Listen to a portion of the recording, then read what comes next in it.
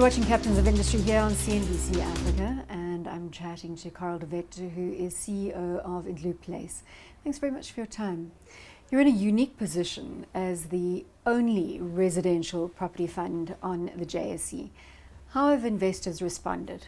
Since listing last year in June, the support from investors has been very good. Was there initially a little skepticism as to how exactly the business plan was going to derive value or push value for shareholders?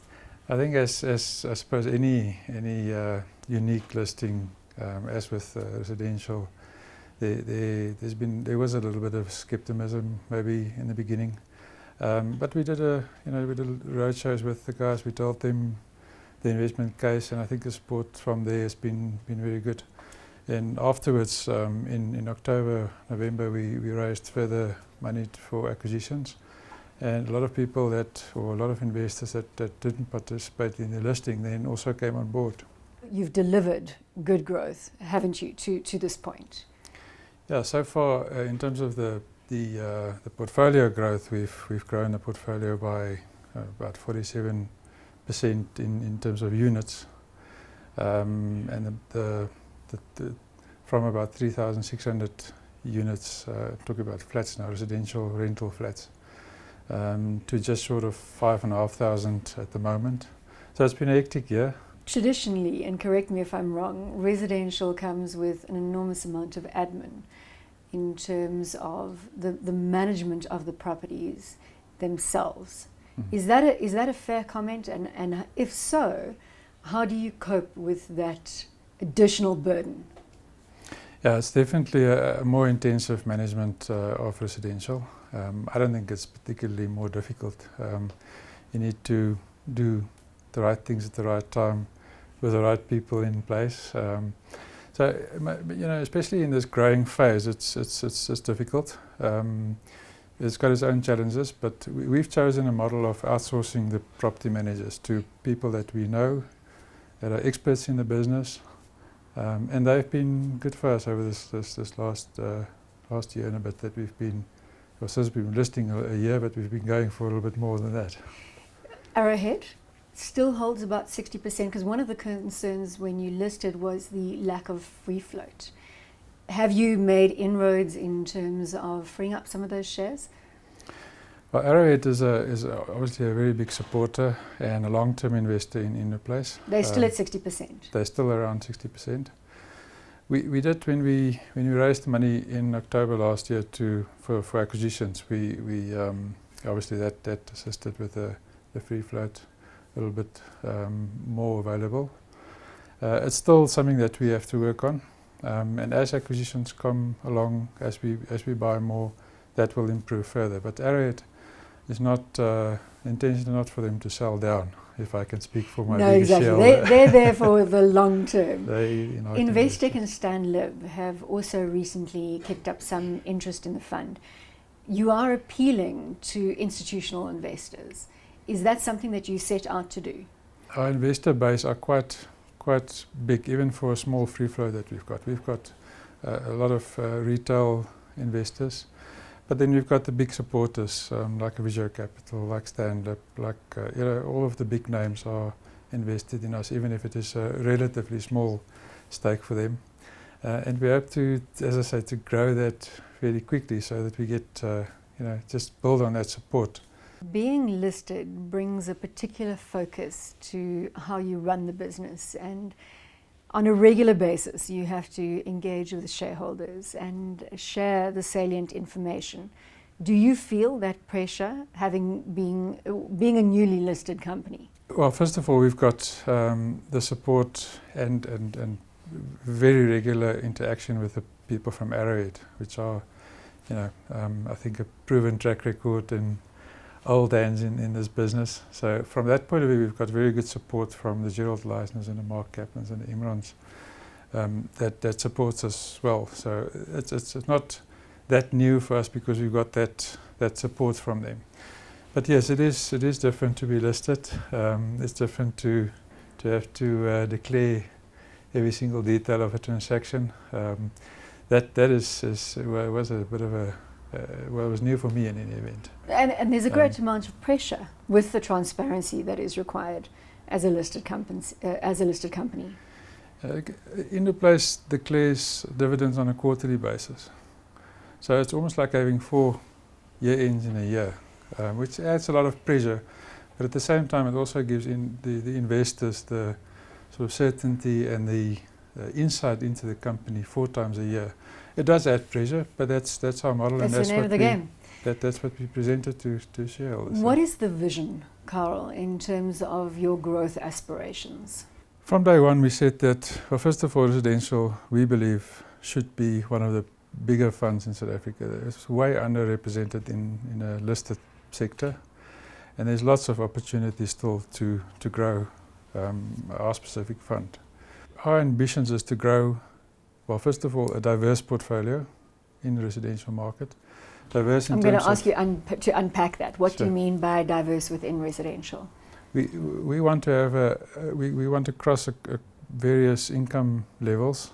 We want to be in different locations. We want to be in different types of residential buildings.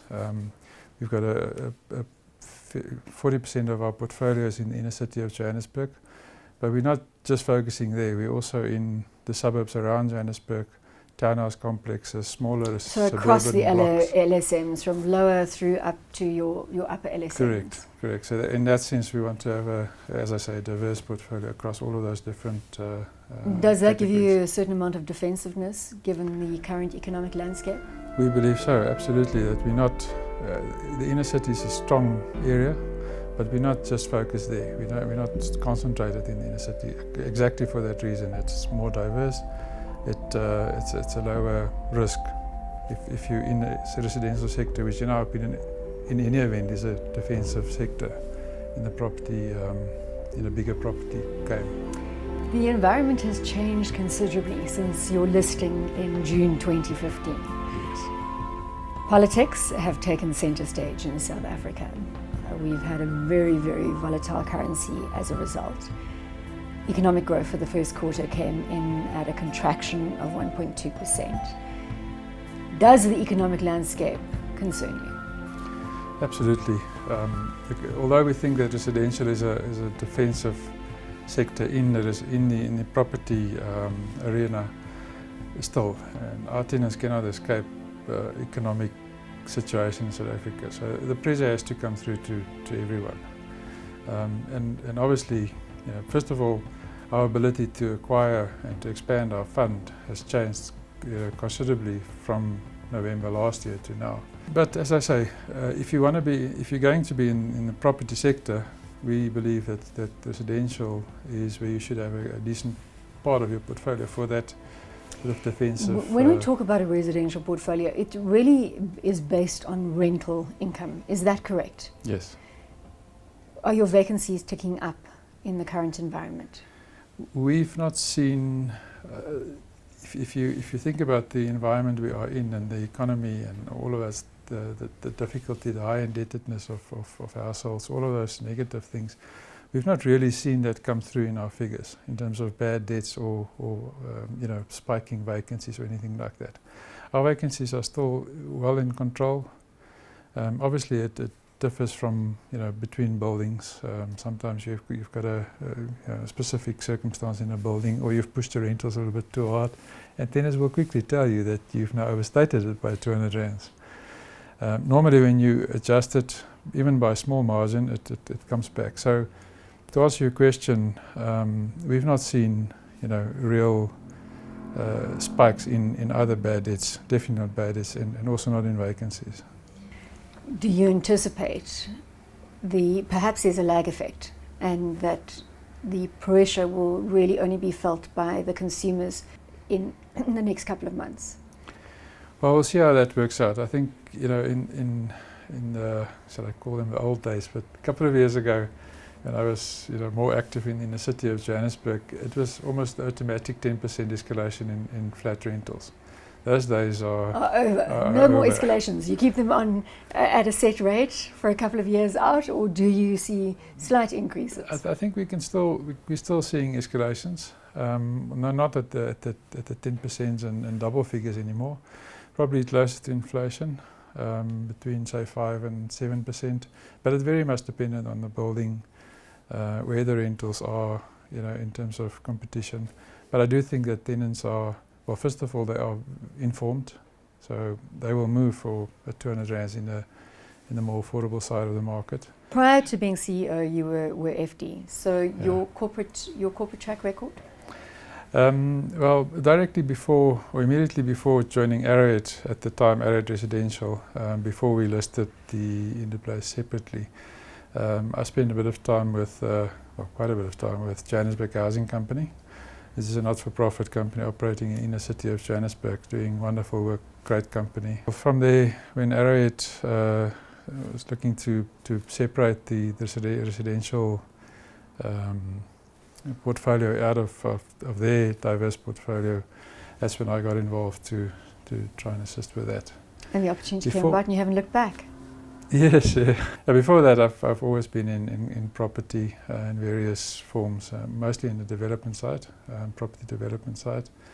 The old Sanlam Properties and Metro Cash and Carry and all sorts of other, mostly corporates. I was recently talking to another property player, Sisa Ngebulana, CEO of the Rebosis Property Fund.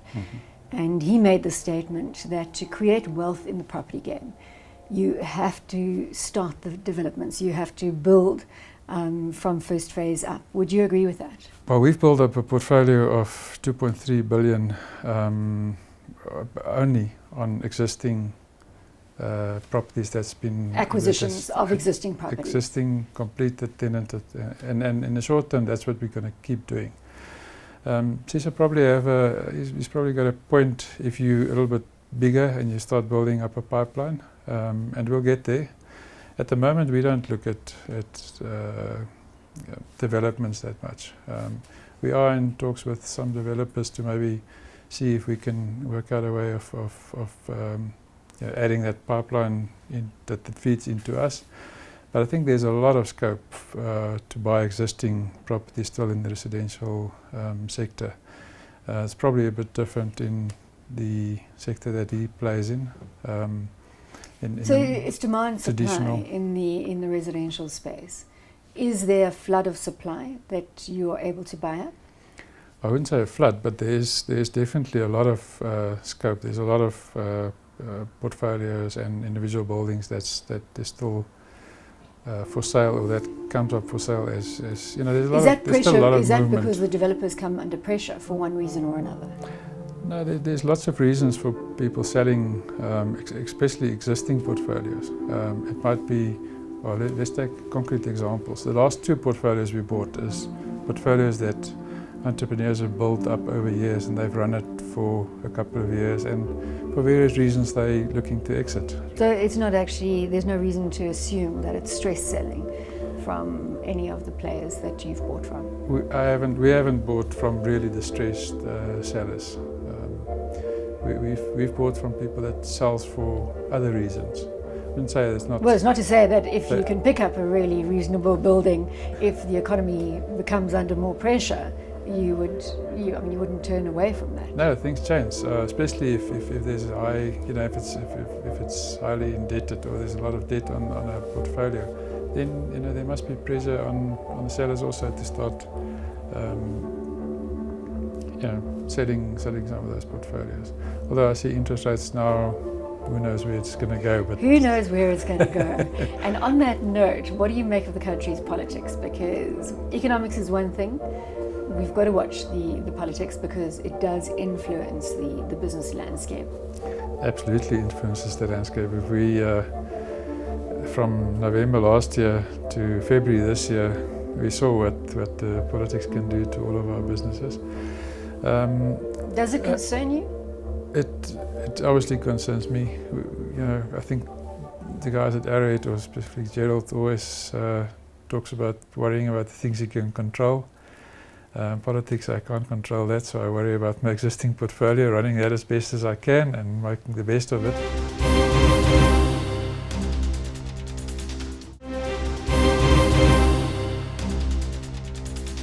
What is the underpin, do you believe, to your success, to Indlu's future success when it comes to managing and running residential properties?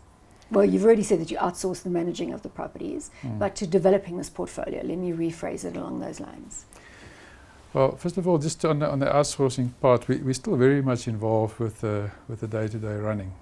We are in constant contact with the property managers because you have to be close to residential, I suppose, like any other properties. You can't run that like a remote control thing. You have to be intimately involved, and I think that's one of the crucial parts, that you have to get the management right. You have to have the right people. You have to work closely with them, and they've got to do daily things correct.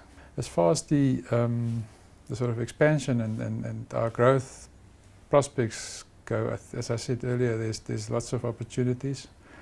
Our balance sheet's very strong. We've just put in place now a small 200 million rands worth of debt, but in terms of the bigger portfolio, we're still very much lowly geared.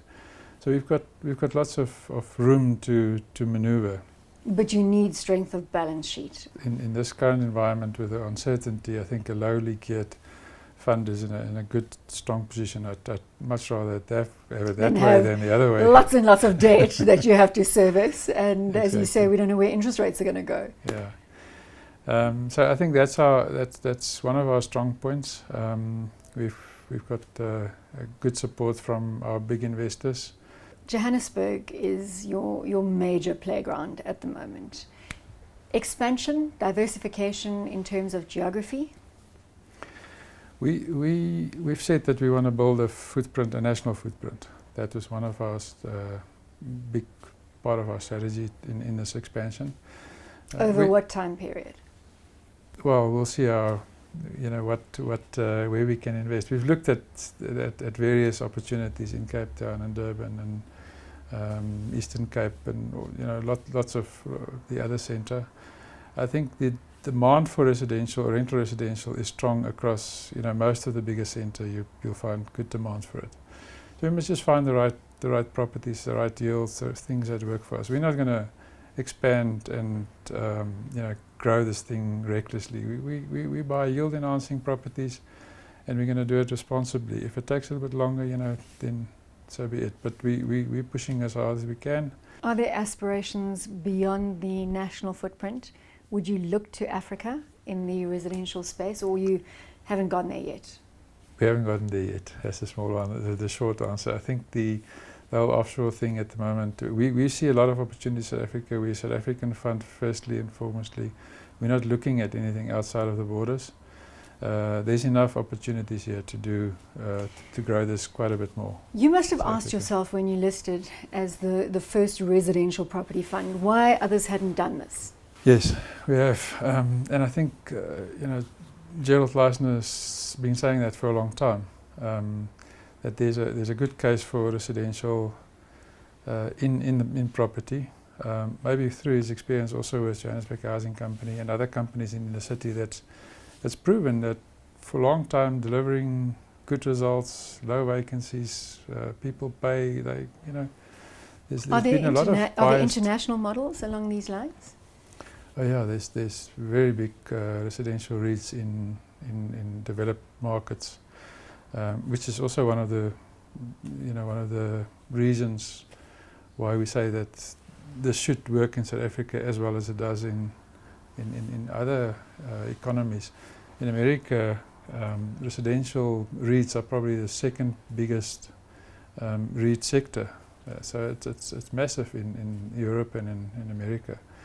And there's actually no reason why it shouldn't be much more prominent in South Africa. It's coming, it's growing as we speak. Residential is picking up momentum in South Africa. Have you seen any of your competitors starting to run portfolios in this space, in the residential space? Look, there are listed companies with residential exposure.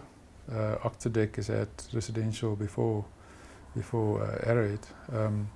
It's just that it's never been not a pure play pure residential real fund. estate investment trust. Correct. And I think since we listed it, there's been a lot of focus on residential. There's been a couple of companies that's made pronouncements about looking at residential. We've not seen all of it come to fruition. Just looking at your portfolio, the student housing element is also part and parcel of your overall offering. How big will that be in the overall group? First of all, we're opportunistic, so never say never. If it works, it works. But student housing is not a focus area for us. Our focus area is normal families. So right now you've got no student housing? We've got about 10% of in revenue is student-specific housing, focused housing. I thought I had read something about student housing in your portfolio. Correct. In fact, we just bought now in May another complex, also in Vanderbijl Park.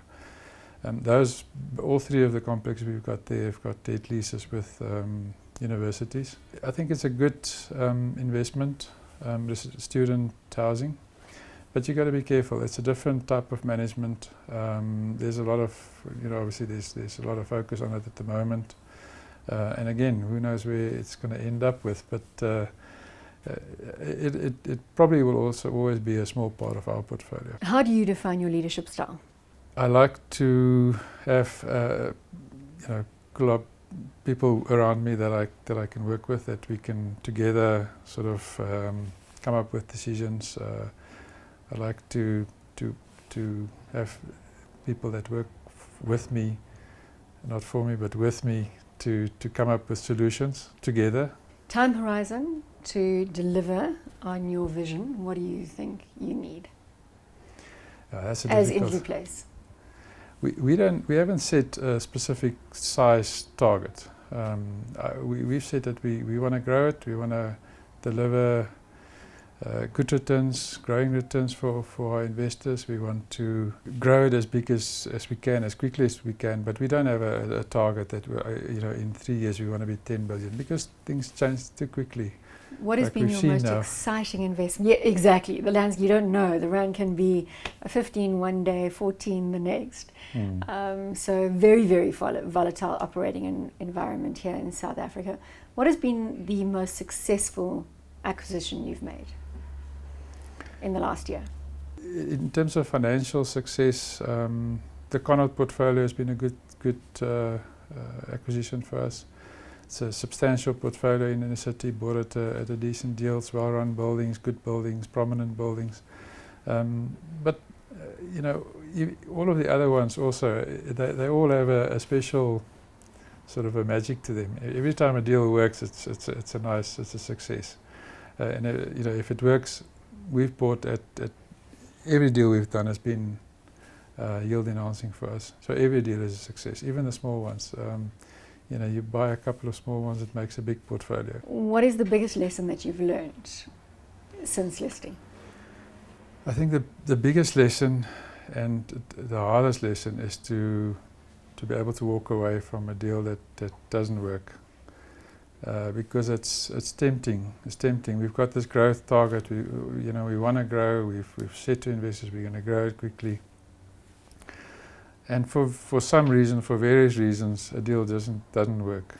It's no longer yield enhancing because December happened, or whatever the reason is. It's hard to walk away from some deals.